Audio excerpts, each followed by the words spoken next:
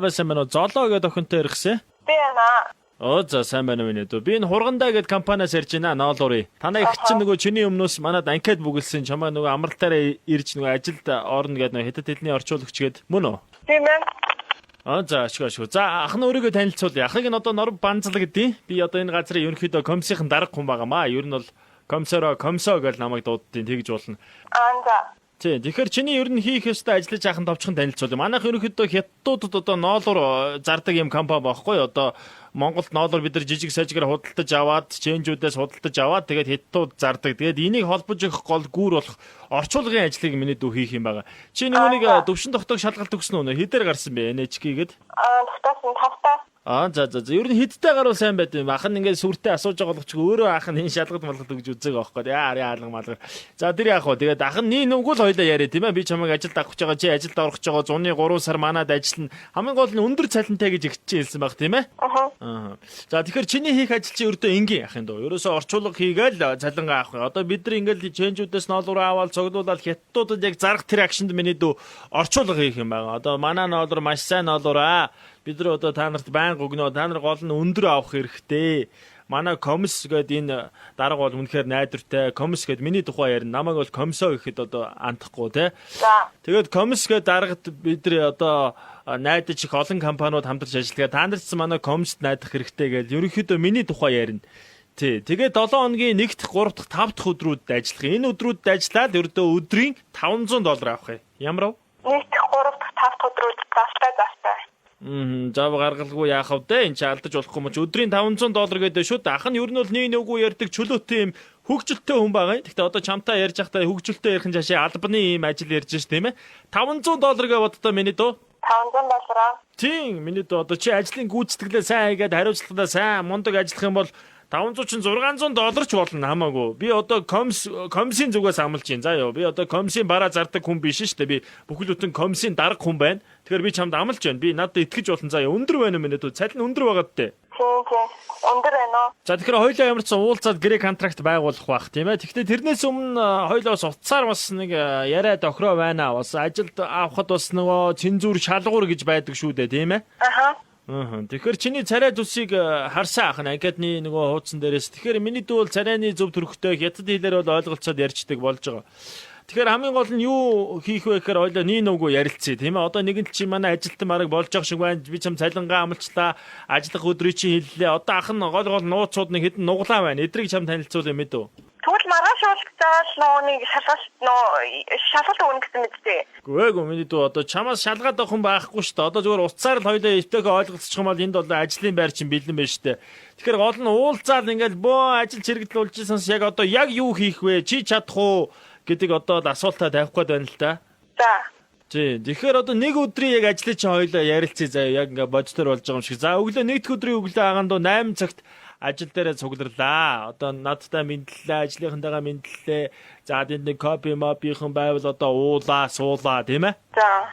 Тэгээд тэнд одоо манай ажлын хоёр нөхөр би одоо тулгаа гана гэд хоёр нөхөр би. Тэр хоёр бол одоо нэг нь портрийн жолооч, нэг нь одоо гүрүү шиг юм байгаа.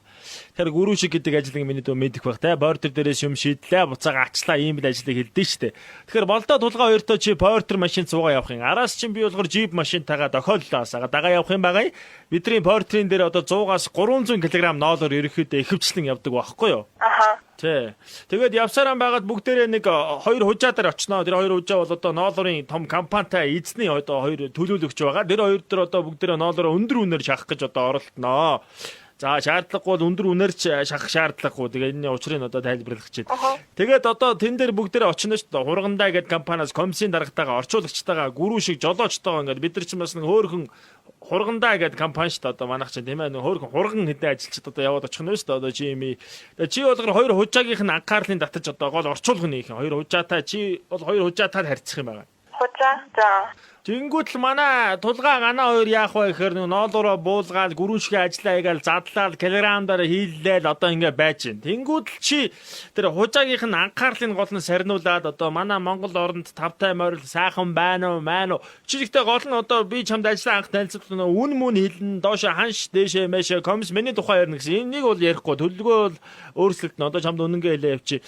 Тэгээ чи шууд хужаагийн анхаарлыг гол нь сарниулна. Тэгээ би одоо ямар үүрэг барил гүйцэтгэх гэсэн үг. Ааха. За чи тэгэхээр сонсч. Тэгэхээр одоо ер нь бидний хийх гээд байгаа зүйл юу вэ гэхээр манайх одоо нэрэн дээр одоо хургандаа гэх ноолрын компани боловч хургандаа гэдэг хулгайн компани гэж ойлгож. Гэхдээ миний дүү энэ бол боловсон хулгай. Одоо хулгай юм да тий. За. Тэгэхээр миний дүү ойлгож байгаа юм шүү дээ тийм ээ. Өдрийн $500 гэдэг чи одоо энийг одоо хулгай ээжл бид нэр чамд өгнө гэхээс бол өөрөөр шударгаар өгнө гэж бол байхгүй ш чи өөрөө багцаалж ирсэн баг тий.